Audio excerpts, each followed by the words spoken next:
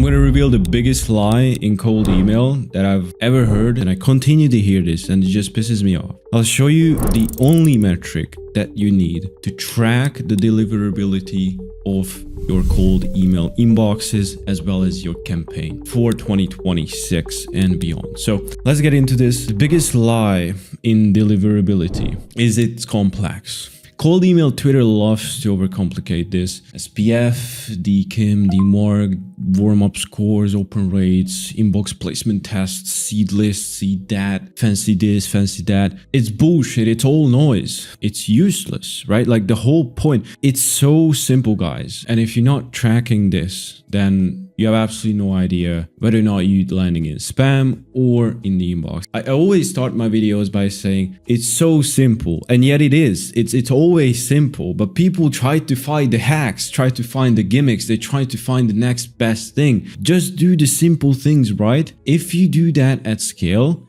it's gonna become hard. But if you stay simple, it's going to be much easier than scaling something that is hard, because if you scale the hard, it's going to be a nightmare to manage. And it always makes sense. And let me show you. The only metric that you need to track is the reply rate. And that's it. You can click off the video. You can go back to your cat videos right now. That's it, the reply rate. If you want to hear why, then watch on. So for the ones that stayed, don't track the opens, not the inbox placement tools, and not the warm-up percentages. Why? You should be tracking the replies, because a reply means three things have happened. Number one, the email landed in the inbox, a human read it, and it didn't feel spammy enough to ignore it or report it. So it's gone through many filters. The inbox, right? Like it landed, a human read it, and they reply to you, right? And let me show you one best thing. Not just the replies. Don't just track the replies. Track the out of office replies. And that's it. Now you can click off the video. Now I've revealed everything. So why the out of office replies? Because it leaves out these two factors. It just means your email landed in the inbox. If you got an out of office replies, that's it. It's basically the only for sure fire way to make sure that you have landed in inbox. That's it. That's the video. I'm joking, obviously, but a human reply to it is for a reply, like a human reply, right? But out of office reply is just this criteria. So that's why that's the only metric that you need to check. Everything else you can forget. Spam folders don't get replies. Promotion tabs don't get replies. Dead domains don't get replies. Replies are real word validation, right? Everything else is just proxy data. Why open rates are a trap? Let me show you. Open rates used to matter. Now they don't, because they mess up your deliverability. Apple MPP fakes them. Gmail preloads them. Outlook blocks tracking. If you didn't know, now you know. You can have 80% open rates and 0.6% reply rates, and that's not fine. That's just noise, right? Like you cannot judge deliverability based on that. If someone opens your email and they doesn't reply, the inbox provider learns the sender isn't engaging with humans, and that hurts you. Replies sends the opposite signal, and also it includes a tracking pixel, which just decreases your deliverability. Reply is compounding metric. Reply rate isn't just copy. It reflects your list quality, your domain health, the inbox reputation, sending behavior, message relevance, timing, and 15 other factors I'm not going to name in this video, because I have many guides on this channel that explain this in further detail. That's why replies, especially out of office replies, is the ultimate signal. Cannot fake them.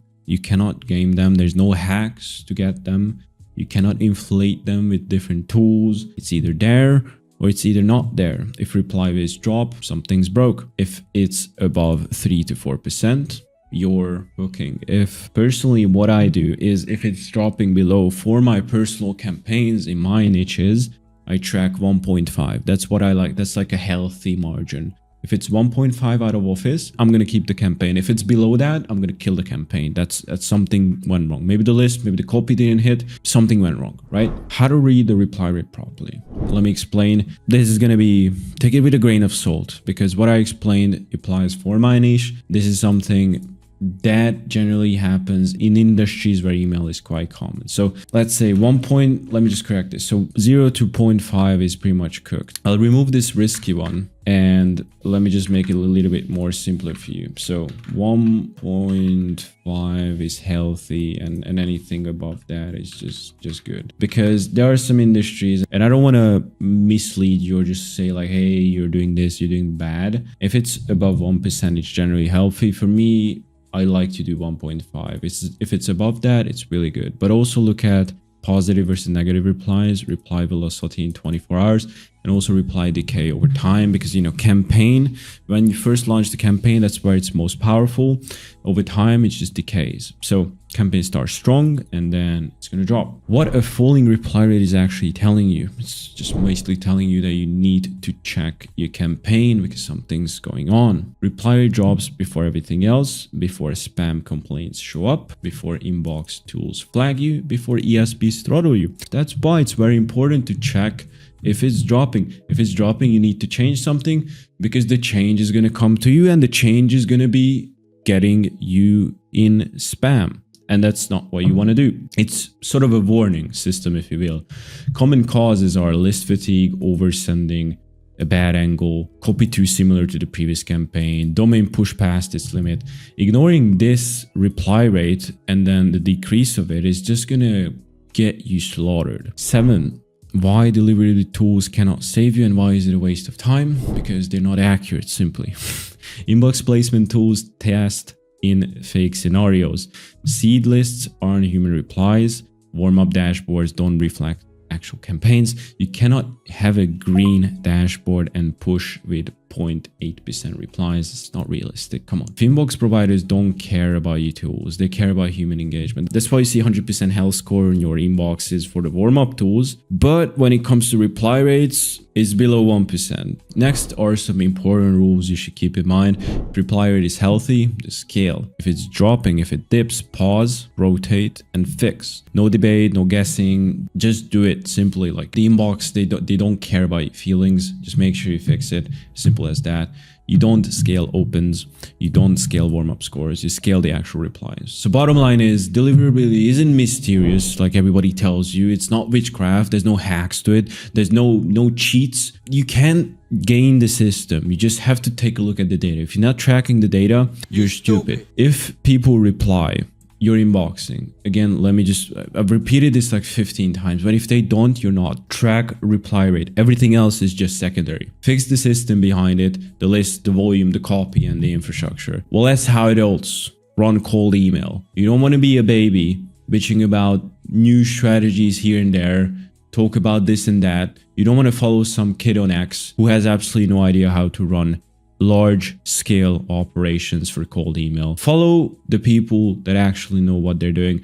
That's how you can succeed as well. I hope you got value out of this. Now you know what you need to be tracking. Avoid the fluff and make sure you scale in 2026. And I'll see you in the next ones. Cheers.